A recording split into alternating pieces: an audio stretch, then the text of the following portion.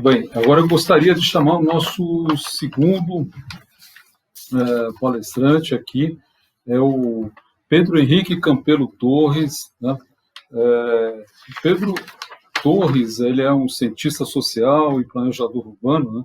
E ele é atualmente pós-doutorado, né? Está fazendo pós-doutorado no Instituto de Energia e Ambiente da Universidade de São Paulo, né? Ele é também um pesquisador associado, né, do INCLINE USP, né, do Interdisciplinary Climate Investigation Center, né. Ele é editor associado da revista Ambiente e Sociedade, ele tem experiência profissional em várias organizações do terceiro setor, como ICLEI, Greenpeace, entre outros, né. E também teve experiência como assessor técnico na Secretaria do Verde e do Meio Ambiente da Prefeitura de São Paulo, e atualmente também é secretário executivo do Plano Municipal da Mata Atlântica. O Pedro Torres é um grande pesquisador aqui, que está, né, trabalhando no projeto temático financiado pela FAPESP, vinculado à governança ambiental para a macrometrópole paulista em face das mudanças climáticas. Então,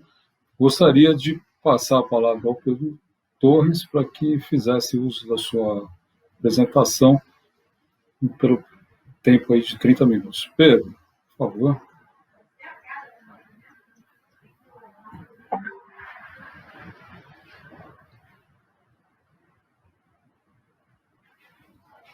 Pedro, o microfone, por favor. Opa.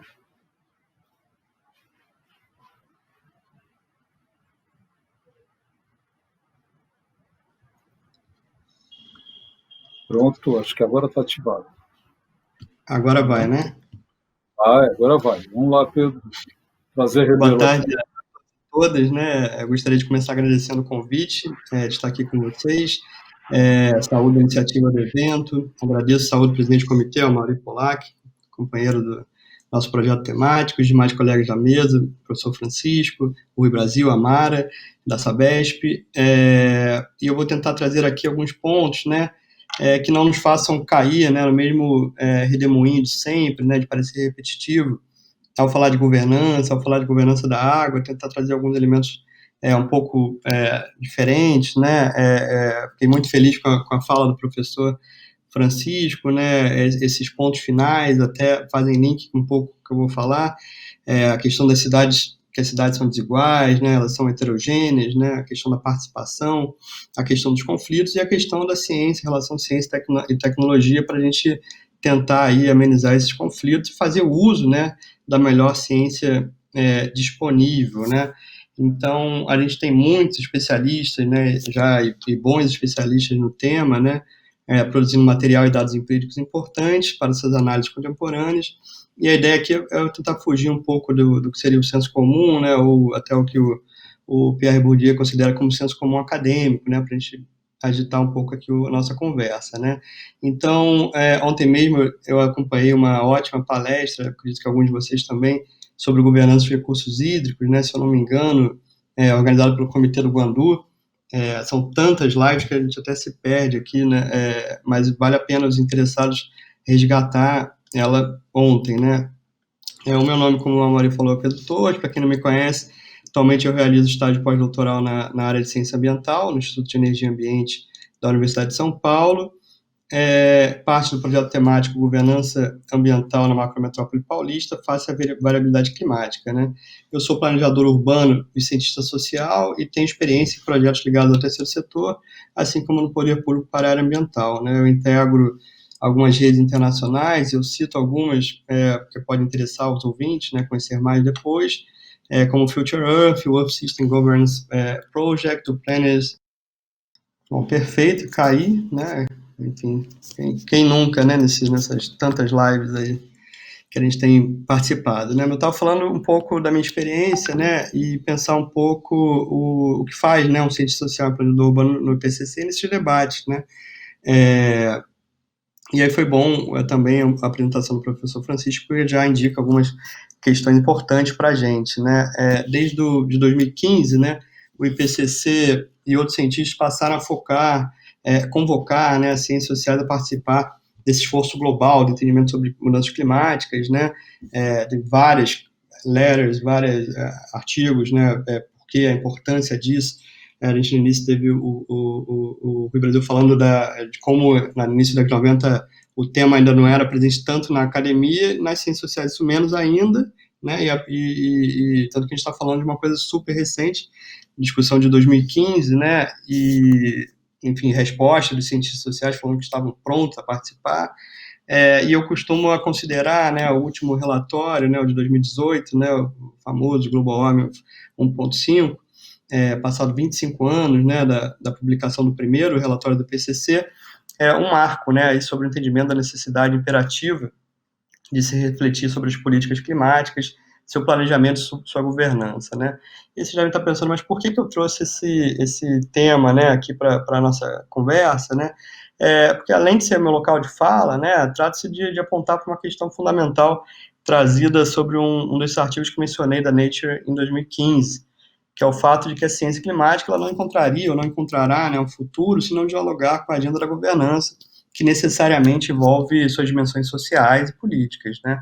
E essa é uma questão chave para pensarmos no tema da governança, né? Em qualquer uma de sua forma ou abordagem, né? Adaptativa, ambiental, interativa, antecipatória, colaborativa, policêntrica, multinível, entre tantas outras, né?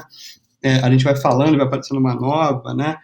Aliás, eu tenho percebido muita confusão em relação aos conceitos, né? Em relação à questão de capacidade adaptativa, adaptação à mudança climática, governança adaptativa, em diversos trabalhos, né? Foi muito bem apresentado aqui pelo professor Francisco, e muitas vezes eles colocam isso como um sinônimo, né? E a gente tem que ter muito cuidado ser mais acurado aí nessas noções, né? E outra questão que me chama a atenção é uma certa dificuldade no que se entende por medidas ou ações de adaptação. E aí, de novo, dialogo com o professor Francisco, né, que ele apresentou um item que era um plano de gestão de crise, né, tem até um relógio da seca, se não me engano. Isso daria um debate super interessante, né, não hoje, claro, mas igualmente importante, porque muitos planos, né, e ações de políticas públicas para adaptação, elas não necessariamente são de adaptação, né, elas são apenas de reação, né, e fazer essa diferenciação, como o professor Francisco coloca, é muito importante, né, ou seja, por exemplo, ocorreu uma grande ressaca numa praia, né, a prefeitura vai lá e coloca saco de areia para contenção, por exemplo, né, ou um deslizamento de terra em uma encosta, né, após um evento extremo, e a prefeitura vai lá e faz a proteção dessa encosta, né. Essas são medidas de reação aos eventos, né, elas não são necessariamente de adaptação a esses locais ao que virá no futuro, porque para isso você tem que ter uma série de conhecimentos sobre esses locais, né, de cenários e modelagens, enfim, e ferramentas para desenvolver ações aí de futuro, né, ou seja, que estão por vir, né. Então, o que a gente precisa, na verdade, é fazer um planejamento radical, né, em que se repense a resiliência das atuais e novas estruturas, né, e isso definitivamente a gente não está fazendo no Brasil de maneira geral, né, e para isso precisamos que o conhecimento científico, né, sobre modelagem climática, os cenários que já temos disponíveis e outros estudos que possam vir, né, estejam à disposição de todos, né, para uma instrumentalização maior, né, dos atores envolvidos, né, desde o gestor público até o nível comunitário, né. E no caso que a gente vai conversar um pouco aqui hoje, né, a Macrometrópole Paulista, que foi no passado, aí um mapa feito pelo colega o Rodolfo Moura, né, do LabGris, da Federal do ABC, aliás, um laboratório super de excelência, né, para pensar essa questão dos riscos, né, que deve ter um diálogo aí com a Câmara Técnica, né, para conversar sobre esse tema, né. A macrometrópole, ela tem essas questões levantadas pelo professor Francisco. Ela é extremamente desigual, ela é a região mais rica do país, em termos de PIB, em termos de renda per capita, mas ela é extremamente desigual, extremamente heterogênea, né? Então é importante a gente levantar essas questões que também, quando a gente for tratar da governança da questão da água, ela face à mudança climática, né? E eu diria que a gente está navegando em águas rasas aí, em relação ao planejamento e uma ação face à mudança climática, né? Não apenas pelo fato de não termos uma política específica sobre clima para a região da macrometrópole, e aqui um parêntese, né, que no Brasil, planos regionais de mudanças climáticas não é algo corrente, né, e existem vários motivos para isso, né, desde a dificuldade do nosso sistema federalista, quanto à própria dificuldade de entendimento do que é uma governança colaborativa, multinível, e não concorrente, né, entre prefeitos, governadores e instâncias do poder, né, e vejo que isso tem mudado um pouco, né, pelo menos como norte, né. A Mara, se não me engano, vai ter a possibilidade de apresentar, né, o guia de estratégia de resiliência da Sabesp para a região metropolitana de São Paulo, que foi lançado no último dia 1º, né, eu vejo que nas revisões atuais dos planos de bacia, o componente climático, né, começa a aparecer com maior força, né, em sua maioria com desafios, porque as bacias têm fronteiras que vão além dos municípios, então, em alguns casos, além do Estado, né, e precisa, então, ter essa conversa e esses arranjos de governança, né. Por isso que, nesse sentido, é ultra bem-vindo a instalação desse grupo de trabalho de eventos extremos no Comitê do Alto Tietê, né, por iniciativa de sua Câmara Técnica, né, e se a gente quer falar em governança, né, e essa ideia genérica de seu termo, né, da inclusão de multiatores e instituições para participar do processo, algumas questões me parecem imperativas para que a gente possa dar um salto grande, de novo, radical e necessário em relação ao que entendemos por ações climáticas, né, porque a gente está em 2020, né, literalmente derretendo, pegando fogo, sendo inundado, vivendo verdadeiramente numa apneia aí em relação à questão climática, né, e nas análises e planos de mudança climática que eu tenho analisado, a ambição, né, e as mudanças estruturais eles estão muito distantes do que seria ideal para garantir uma adaptação justa face à emergência climática que a gente está vivendo, né, e que a gente tende a viver já com dados que nos chegam, né. Então, eu geralmente vejo que ações que seriam mínimas, né, que já deveriam ter sido endereçadas há pelo menos 2, 3 décadas, aparecem aí como as recomendações para um plano de adaptação, né. A gente tem que pensar se é isso mesmo, né, e o que vai nos levar se a gente adotar isso, ou só isso, né. Mas muitas vezes a gente tem dificuldade sequer de adotar isso, né, essa é a realidade também, né. Então, mesmo em planos considerados excelentes, ambiciosos, a gente vê um pouco esse conservadorismo no que a gente chama de business as usual das iniciativas aí. E muitas iniciativas parecem que acontecerão, né, por efeitos da própria obsolescência da tecnologia, né. Então, uma cidade que hoje fala no seu plano que vai acabar com ônibus a diesel em 2050, 60, né, isso, provavelmente isso vai acontecer não porque a gente fez isso, uma recomendação num plano de adaptação, mas porque a fabricante não vai mais produzir, ou vai ter uma taxa de carbono, né, que vai dificultar que o diesel circule, né, porque realmente a gente precisa fazer uma mudança disso mais urgente, né. E com foco mais na nossa macrometrópole, né, tem um trabalho recente que eu trago aqui para vocês, né, um pouco nessa linha do que me foi pedido aqui de trabalho de governança, estudo sobre a região, né, que é a questão de um trabalho liderado pela professora Luciana Travassos, da UFABC, que eu participei, e outros colegas também. A gente abordou a questão de como ainda se morre por eventos extremos na região mais rica do país, né, um trabalho que o foco foi os eventos climáticos de março de 2019, no ano passado, né, que atingiram com força a região metropolitana de São Paulo. Então, a gente vê, né, que esses eventos extremos eles têm acontecido, como o professor Francisco colocou, né, de maneira mais acentuada, sem a gente saber o padrão, por isso que medir a variabilidade é fundamental, e existe um risco existe uma lógica, né, onde os menos favorecidos serão, né, os mais impactados, inclusive, nesse caso, aí, com diversos óbitos, né. Aqui um artigo, também uma pesquisa, um artigo recém-aprovado, né, na prestigiosa revista Mercator da Federal do Ceará, ainda não está publicado, mas já foi aprovado, liderado pela professora Kátia Canil, da Federal do ABC, em que a gente analisa, né, as relações entre vulnerabilidade e os riscos no território, um pouco nessa linha também que o Francisco e a Mauri trouxeram, né, da produção social do risco, do Urutback, enfim, um pouco dessa discussão e como é importante, e a gente já tem dados, né, e é isso que deixa a gente mais incomodado, né, quando a gente vê um plano que não usa esses dados, ou uma priorização de políticas que não usa esses dados para fazer as ações, né. Então, a gente tem um mapeamento da suscetibilidade a deslizamento na macrometrópole, a gente consegue enxergar quais são as regiões que têm propensão a ter mais, né, então a gente não deveriam ser ali as prioridades e focos de ação, por exemplo, né? Nesse mesmo artigo, né, o Rodolfo fez para a gente esse mapeamento do IPVS, né, o Índice Paulista de Vulnerabilidade Social, né? Então você vai montando ferramentas, né, para você ter essa melhor ciência disponível para você fazer priorização e trabalhar as questões do território, né? E aí um outro artigo que a gente que está em processo de revisão, que já teve um parecer positivo, onde a gente analisa a vulnerabilidade à seca e aos desastres naturais da macrometrópole paulista.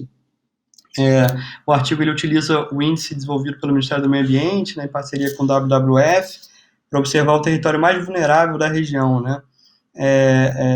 o IVDNS. E aí, por que eu estou mostrando, né, todo esse desfile aí de artigos, né, não só para conversar um pouco sobre a produção aí científica, né, que está em andamento, né, mas para mostrar que existe já, então, diversas pesquisas e conhecimento científico produzido, né, ou seja, acúmulo em relação à governança, os dados e a vulnerabilidade e os desafios dessa região, né.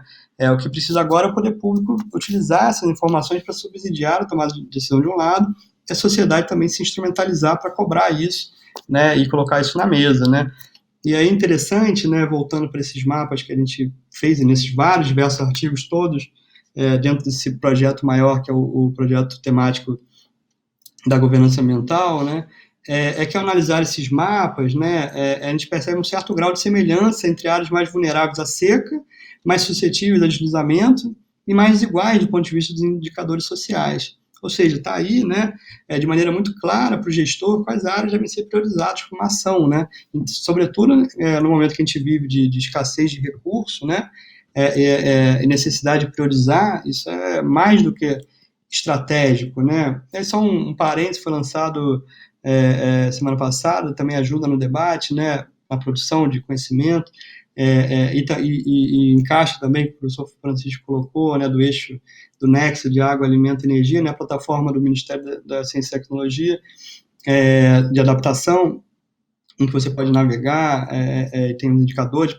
pelo que eu entendo ainda está em construção, então, mas, por exemplo, você tem uma área já, um mapeamento do semiárido importante, e você consegue perceber por riscos, né, impactos em segurança hídrica, em vulnerabilidade em relação à segurança alimentar e energia, então,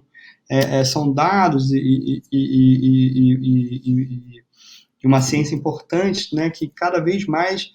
tanto o gestor quanto a sociedade precisam estar se instrumentalizando para poder dialogar de forma igual, né, ou de forma um pouco menos injusta, né, aí numa mesa de conversa sobre o tema, né.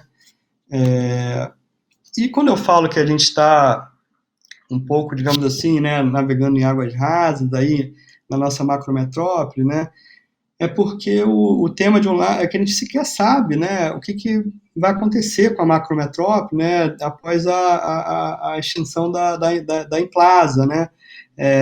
enfim, a gente não tem uma ideia, o plano de ação da macrometrópole coloca a Implaza como seu catalisador, né, seu organizador da governança e do planejamento dessa região, mas o PL, né, aprovado, né, que faz a extinção da empresa de planejamento paulista, ela não, metropolitana, ela não indica, né, a continuidade dos processos, né, da própria macrometrópole, do próprio plano, né, e foi feito todo um esforço, né, bem grande aí de planejamento, né, mas, enfim, não apenas para a macrometrópole, mas também em relação aos PDUIs das regiões metropolitanas que a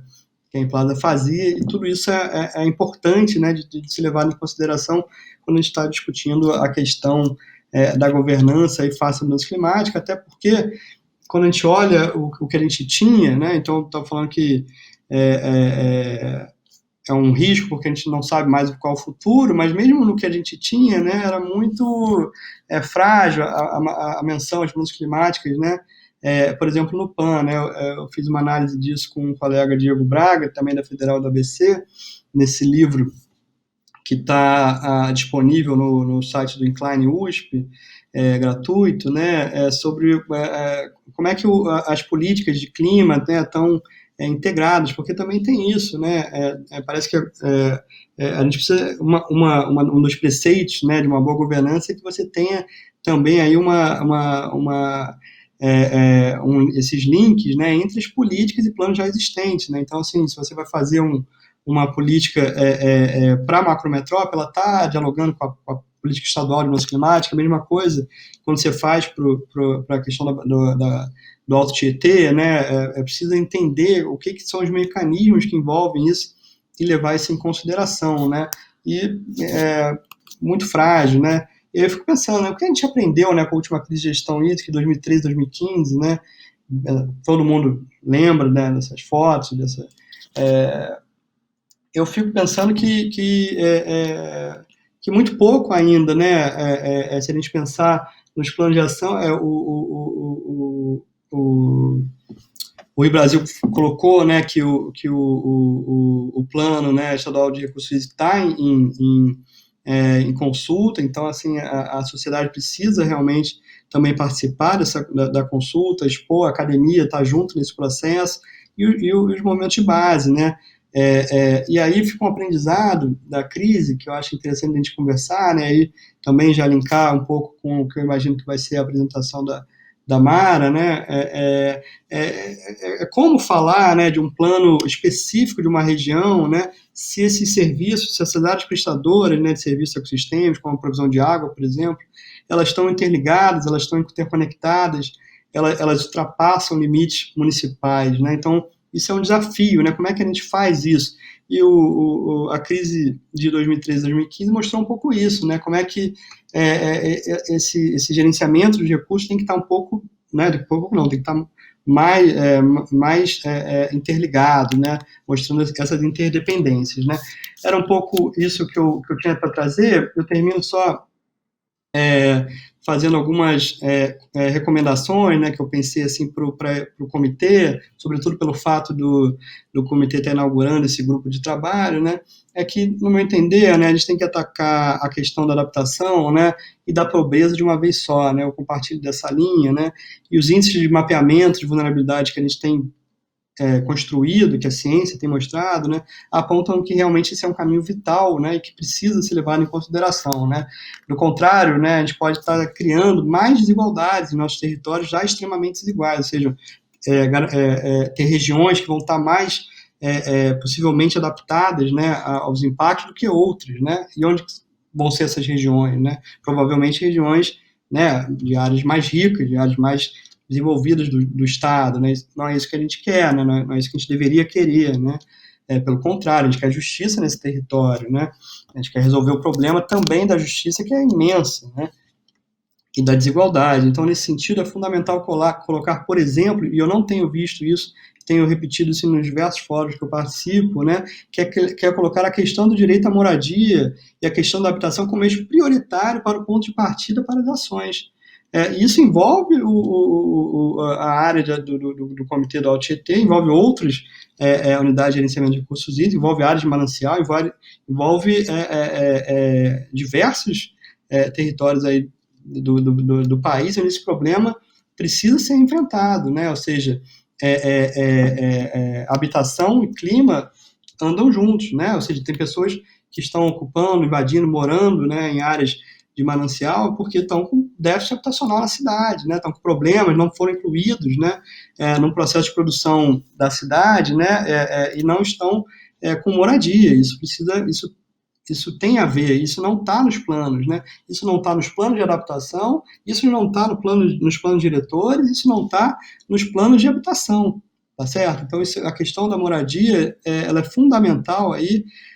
para esse debate, sobretudo na macrometrópole paulista, sobretudo na região metropolitana de São Paulo, né? Imagino que em Fortaleza também e outras regiões metropolitanas do Brasil, né? Então, de um lado, para ir finalizando, né, são essas populações as que serão mais vulneráveis, né, e mais afetadas de mudanças climáticas, né, e elas vivem em situações de risco, né, então é preciso deixar claro também, né, que ninguém vive em uma área de invasão, né, de manancial, ou de risco, né, ou de desabamento, porque quer, né, mas sim por necessidade, né, por falta de resolução do problema do déficit de moradia, como eu já falei, né, e alguns podem até colocar, mas tem questão de milícia, de crime organizado, de enfrentamento, né, de compra ilegal de lotes, com certeza, né, e certamente isso precisa, por isso mesmo, ser enfrentado, né? A gente precisa confiar nas instituições e nossos operadores de direito para contribuir, né, com a resolução desse problema da melhor forma possível, né? Resolvendo, né, esse lado do problema de moradia. Então, para mim, ela é central, o comitê deve tentar olhar para isso, priorizando também ouvir, né, representantes desse setor. Ainda há um descompasso dos dois lados, né? O movimento de moradia também muito distante ainda da questão climática, a gente vê isso muito forte no Brasil. Então, eu priorizaria essas ações, né, a partir da produção do conhecimento científico, diversos exemplos que a gente conversou aqui, e outros tantos, eu trouxe só do grupo que eu participo, mas tem outros tantos, né, ainda em desenvolvimento aí pela academia, pelas ONGs, pelas organizações, pelo próprio comitê, enfim. E é preciso, uma coisa para ir realmente finalizando, né, colocar todos na mesma, e endereçando a questão da governança, né, que essa ideia de colocar todos mesmo na mesa, né, mas desde o início, tá certo? Não é colocar depois que o plano está pronto para a participação da sociedade. Desde o início, a sociedade ela não deve só ser chamada a opinar, né? Ela precisa participar da sua concepção, né? Quais são as demandas na sua elaboração, né? Então, eu não sei o quanto esse GT vai ser aberto, né, aos especialistas, mas eu recomendo fortemente, né, a inclusão aí de grupos sociais, né, movimentos de moradia, como eu falei, populações indígenas, entre outros tantos aí que compõem, né, esse território complexo, né, como o professor Francisco falou, heterogêneo e desigual na nossa macrometrópole paulista. Era um pouco isso. Estou aberto ao debate e fique à vontade também de me contatar por e-mail. A gente está aberto aí a trocar, conversar e aprender também nesse processo de construção conjunta. Obrigado. Pedro, nós agradecemos a sua contribuição, extremamente relevante. Eu creio que aqui o nexo, né, que foi trazido na sua apresentação, na sua fala, foi super importante, porque, na verdade, hoje nós estamos trabalhando com, quando se trabalha com eventos extremos associados à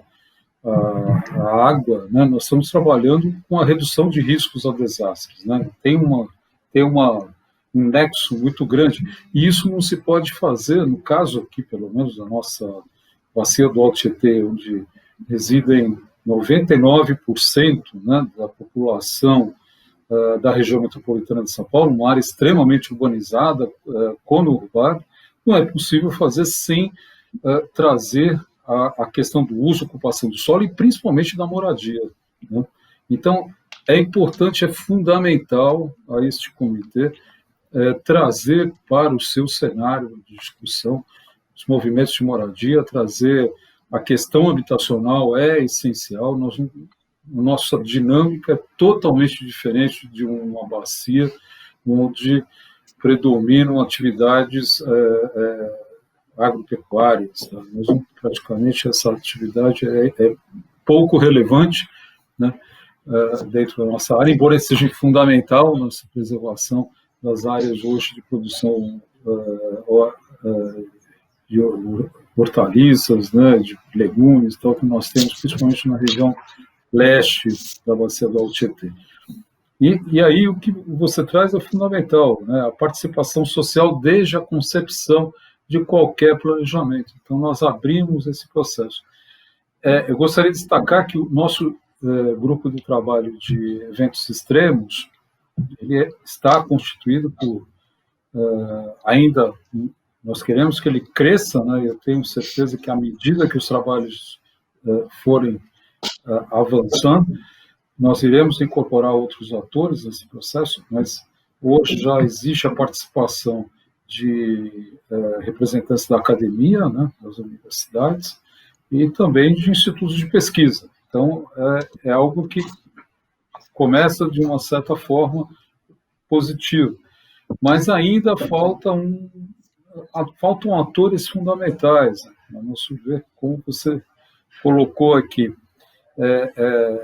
A ausência, né, de uma representação municipal numa discussão como essa, né, de eventos extremos na bacia do Alto Tietê, e hoje para nós seria fundamental, né, que houvesse representantes dos municípios. Hoje não temos, né, eles estão ausentes desse GT, seria fundamental, até por conta do que você trouxe,